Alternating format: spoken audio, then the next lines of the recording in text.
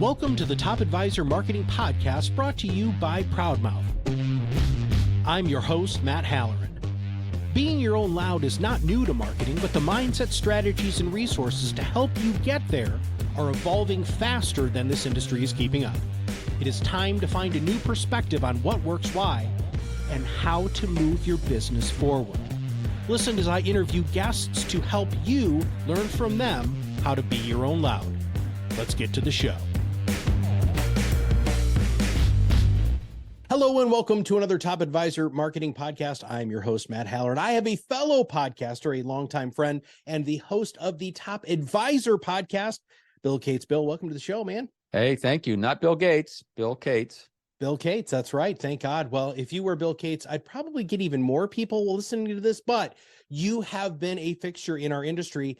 And the super cool thing, man, is you've been interviewing all sorts of people for the Top Advisor Podcast. And that's what we're going to focus on today. So we're going to get some of your greatest ideas, greatest hits, and we've categorized them in a couple of different areas. And I'm going to let you tee up the audience because we talked about why, like the first 90 days of a relationship and then niche, but let's see what percolates out of our conversation, if that's cool.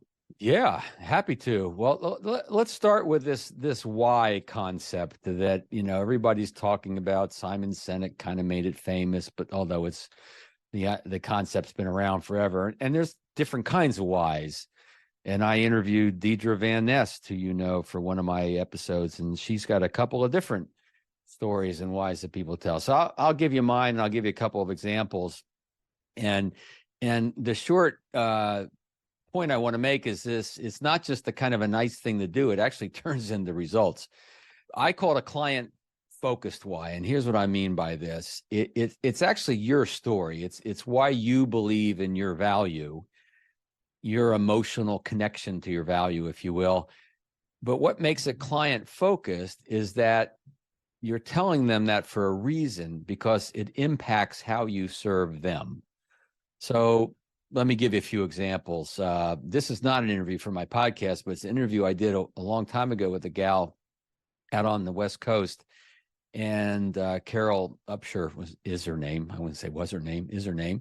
And so what happened is I talked about this concept at a webinar. She started to apply it, and she sent me an email a few days later and says, "Hey, Bill, I've been doing this, and I've gotten 8 unsolicited referrals just from sharing my why." And so I called her up. We talked about it. And what happened is, before she became an advisor, she and her husband got some bad advice. They lost some money. They recouped. They're young. She becomes an advisor. And so here's what she does. She's with a prospect, brand new prospect. She'll say, it's a little bit about what we do, how we do it. I want to shift gears just for a second and tell you a little bit about why I do this, what drives me every day. And she gives a little bit of that story. And then she says, so what drives me, my mission is to make sure what happened to me or anything remotely like it never happens to anybody that I know or who I work with. And that's helped her earn more business. It's gotten her unsolicited referrals. So you can see how she then ties it back to them. It's not just why she believes in the work, but how it benefits them. So I'll give you a few other examples. Tyson Vine, episode 28. He's got a great why. He's got a video. A lot of folks I work with, I encourage them to put it on their video. And his grandfather died prematurely, lost the family farm, didn't have proper financial estate planning, lost the farm. So he saw the downside of not having the right planning in place. His dad actually got into the business being a financial professional. His dad died a little young too. And now Tyson's a little worried, is it in the genes? But he saw the other side of when proper planning was done. And so he brings that to bear on his clients. He's seen both. And he's got a nice video on his website. If you go to Tyson Story, TYSON STORY, Tyson Story, you can see his video. Let me give you 2 more examples.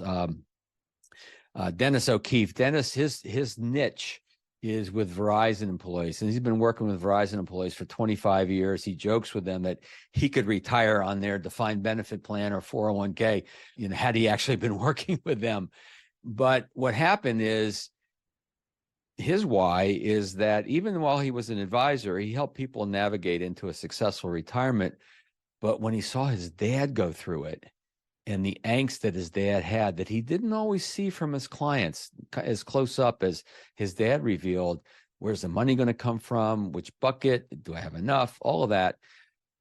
That became his why in helping Verizon employees navigate into a successful retirement. He's got his video at the bottom of his website.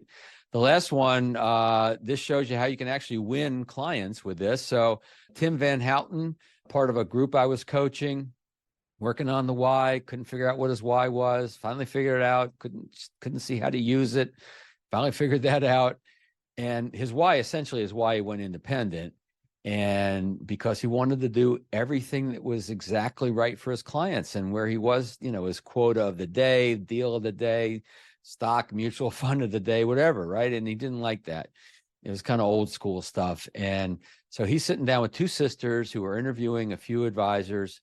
And he says, let me tell you, why I've gone independent, why I made that decision, so I can just do what's best for my clients, And the one woman said, that's it. That's what we went to hear. And within a week, they brought $1.5 million to him under management. And he actually won the new client by sharing his why. So this will make you more referable. This will help you win more business because it makes you real. There's a lot of talk about authenticity these days in our industry. And there's a reason for it, because that's what people want. And the younger generation particularly wants that, which is another conversation we could tap into later about reaching into getting your book to get a little younger. But in any event, that's the why, the client-focused why. It's a great strategy, and I encourage people to do it. If people are struggling to come up with that, do you have a couple of questions that you might be able to give our audience today to have them start percolating on this so that they can come up with that story? Yeah. And some people do struggle with it a little bit until we just examine. So I look a little bit at the trajectory of their business and why they've made certain decisions, why they're with the firm they're with. And if they moved firms, why did they do that? What was behind that? If they went independent, why that? If they went from one wirehouse to the next, why that? And so sometimes that comes up. Sometimes it's something that happened to them or a family member or a friend before they got into the business.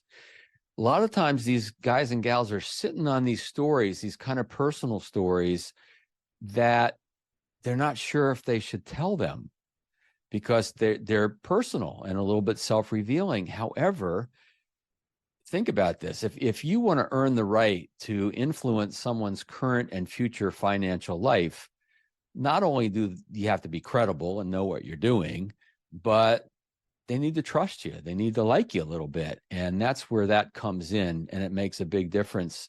It could be why they're still in the business after all these years and why they believe what they're doing now is more important than ever before. Sometimes the why, you have to wait a little, and it comes from something you've seen with one or two of your clients. And that's where the aha kicked in and go, wow, this really is important work. Because a lot of folks, when they start this business, intellectually, they get it.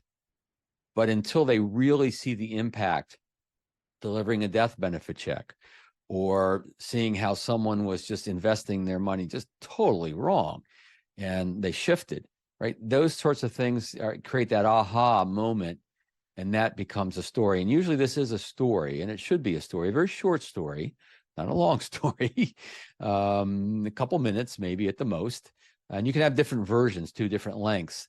And when folks come up with their why and their story, what I encourage them to do is to practice on some of the clients who love them, because that's they love you. It's, they're your fans, they're your advocates even in some cases, and say, hey, I'm working on this. I don't think I ever told you why I got started or why I believe in this value. Can I share it? And what I believe it helps me bring to my clients, and why it's important to them for them to know this. And they go, yeah, sure, tell us. And we never knew that about you. And so it makes every relationship just a little bit stronger. Speaking of building relationships, the other thing that you've been talking a lot about is the first 60 to 90 days of a client relationship.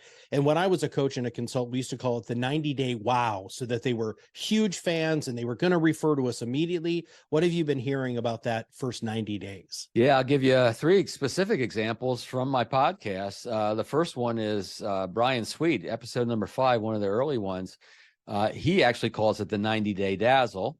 Now, he doesn't tell his clients, we're going to dazzle you for 90 days. That probably setting himself up for missed expectations if he does that. And his team has a checklist. And there's two components to this. There's how do we keep adding a little value? How do we teach about other things we do? How do, looking through your statement the first month or two when it arrives, kind of value-oriented things. And then also some personal connection things. Probably the biggest piece of it is he calls a vision board. You've probably heard that, vision board, dream board. Old farts like me, it used to be go to magazines and cut out pictures and Elmer's glue and paste it on some poster board, and we got this dream board. But if the dream changed, then we had new board. Now digitally, of course, you can just do it however you want. Imagine this, and not all clients want to do this with him, but most of them do, and a lot of them get referred to him because of this first 90-day process that he puts them through.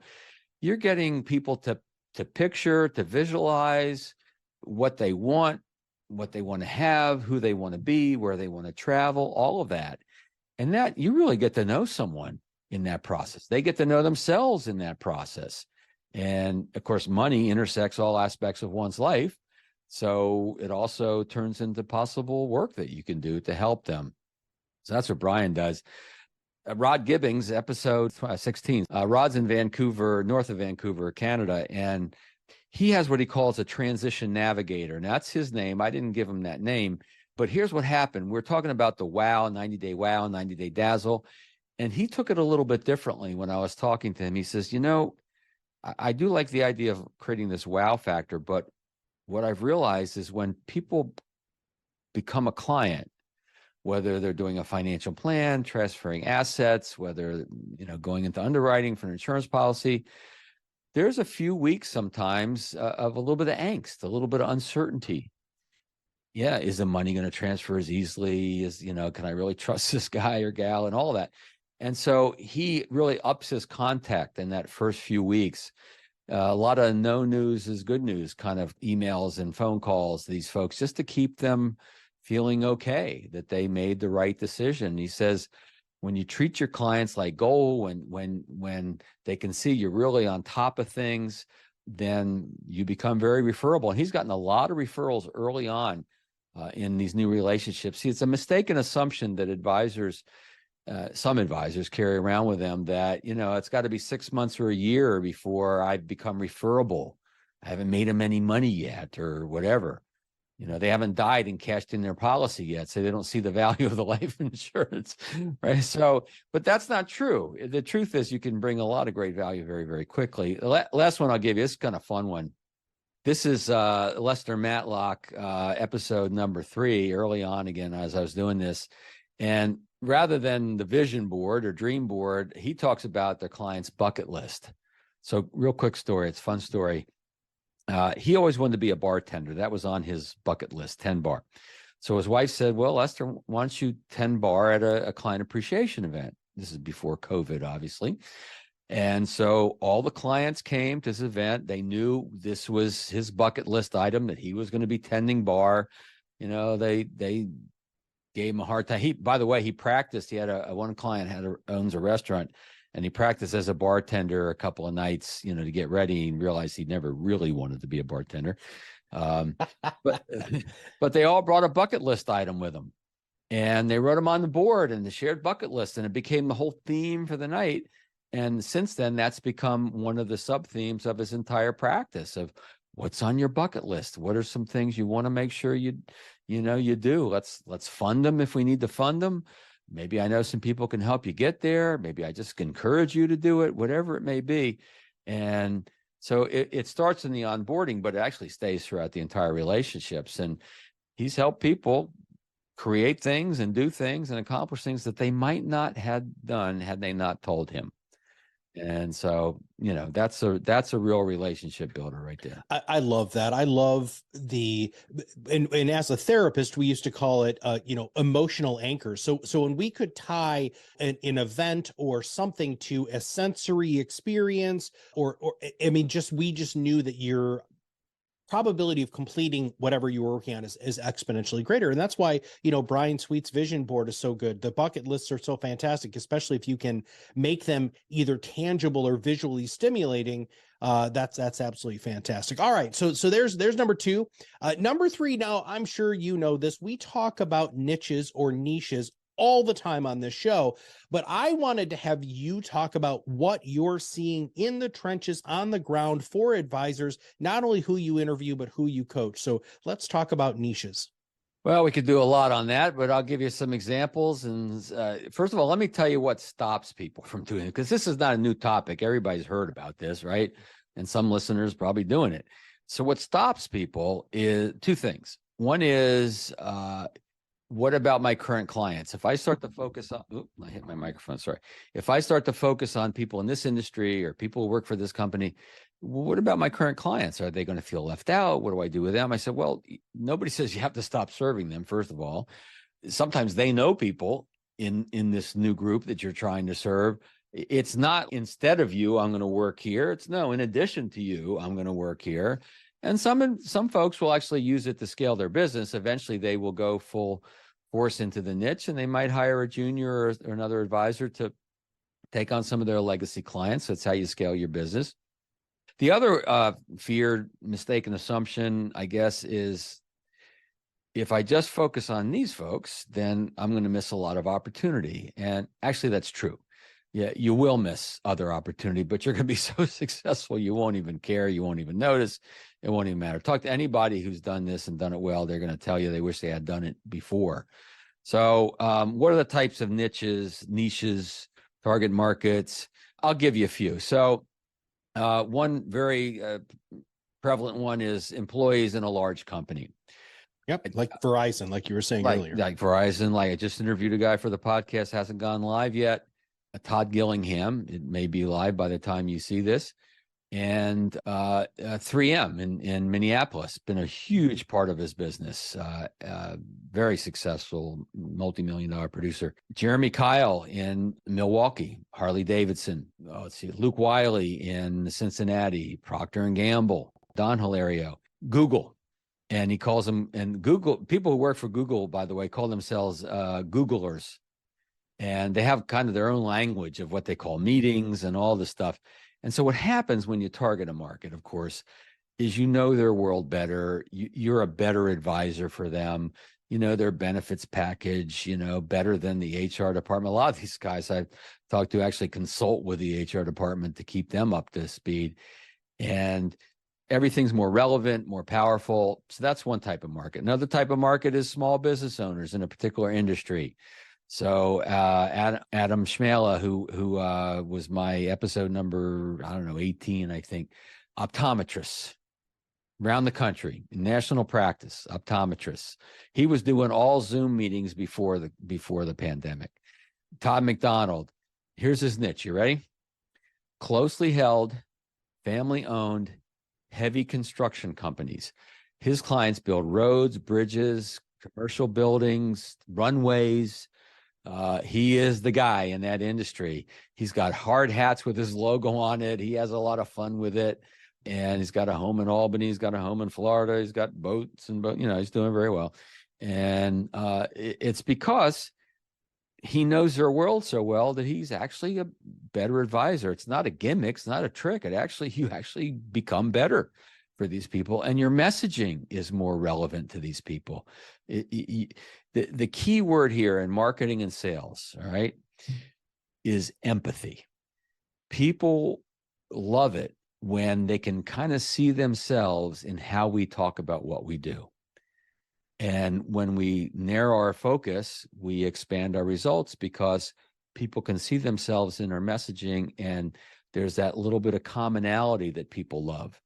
And that can be the reason why people move over. There's some differentiators that will attract someone's attention, but might not be the difference between them working with you.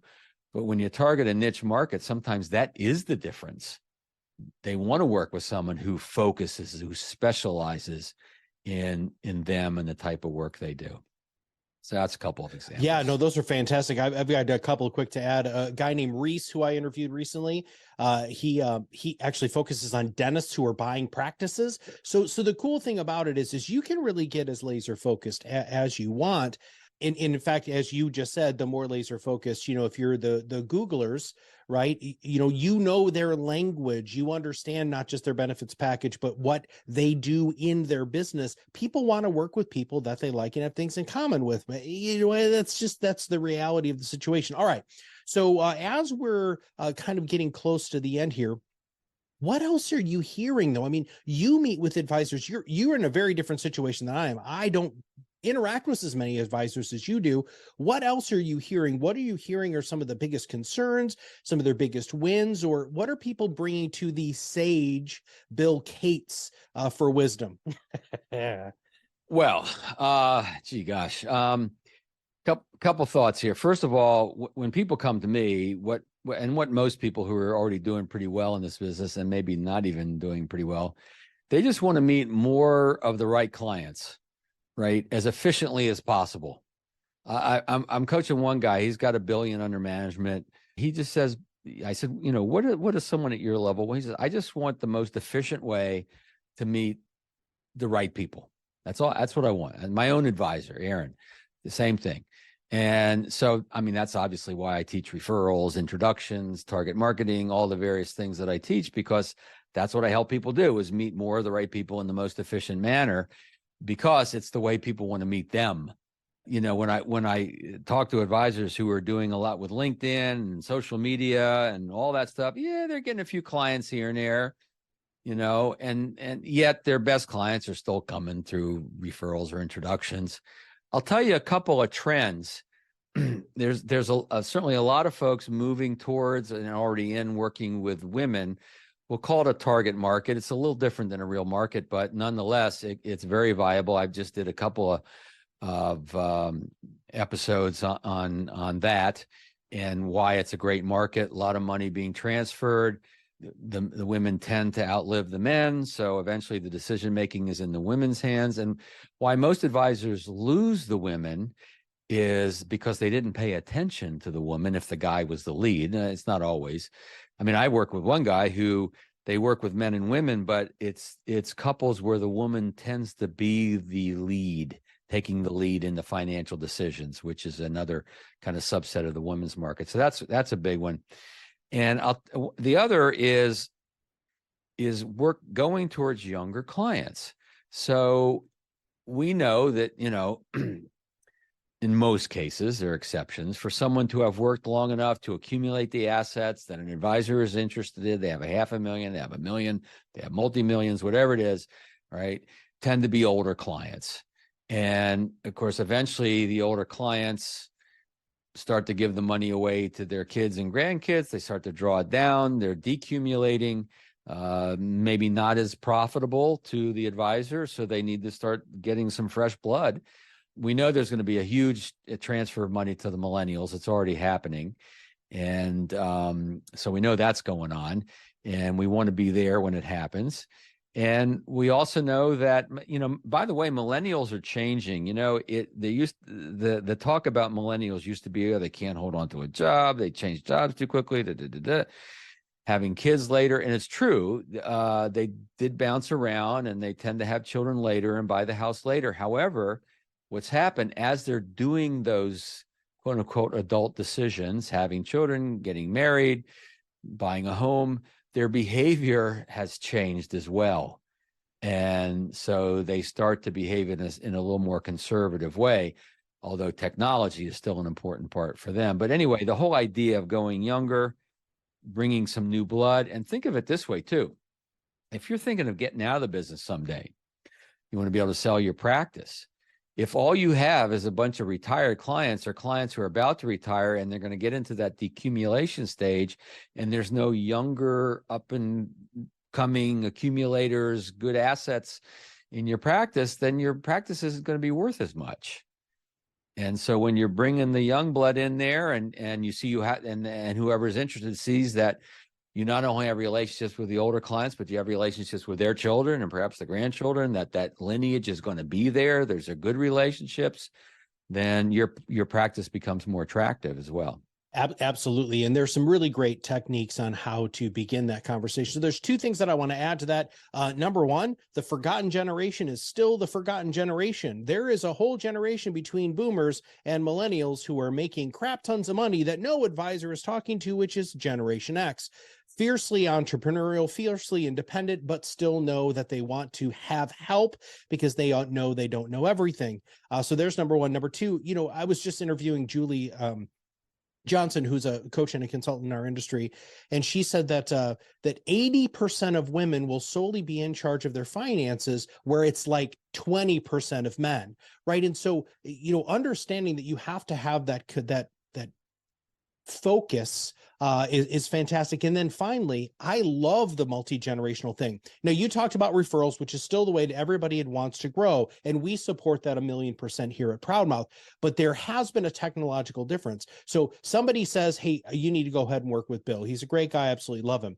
What those people are going to do is they're immediately going to start finding as much social proof to support their friend saying that you should work with Bill, which is why having a good social media profile. And unless you ask those questions when you get that referral, hey, instead of saying, how did you hear about us? Right? Which is a good question. Well, Matt told me about you. Okay, great. You should say, what research did you do on us after you got the referral? And now, Bill, we've got the social proof, and there's, oh my God, well, I heard you had a podcast, or I watched 5 videos, or man, I've been following you on Twitter for 8 years. That, oh my gosh. And now we're starting to quantify something that most advisors don't ever try to quantify. You need a good website, at least a website that's not going to hurt you. And you do need to be present to some degree, certainly on LinkedIn and some other things. And you're right. I was talking to a guy today who was interested in my coaching, and I actually asked that question, Matt. I didn't even realize I was doing what you teach, but I asked him, first of all, how have you learned of me? How did you know about me? And I heard you on a webinar or whatever. I said, what research have you done, or what parts of my website have you visited? So I know kind of where you are, what context you have for this call. And in this case, he hadn't done much, but he could have. And so either way, I'm more prepared to know. Bill, I've read every one of your books. You're the one. Webinars, yeah.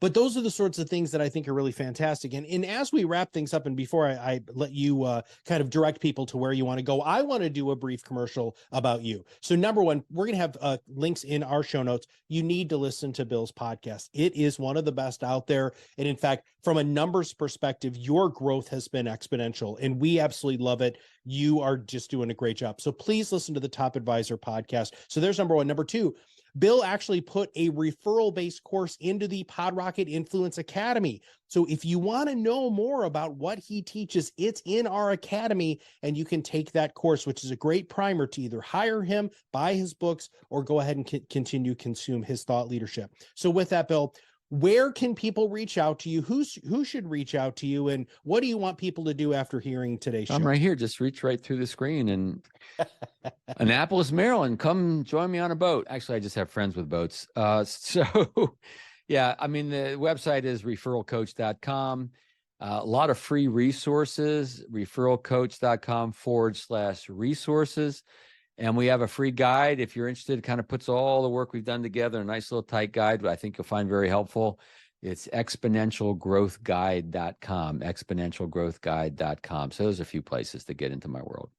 And please make sure that you're subscribing to his podcast and you're following him on social, and you will see him at many, many conferences and on many webinars, because he is an amazing speaker. Bill Cates, as always, my friend, it is a pleasure to have you on the show, and I appreciate it.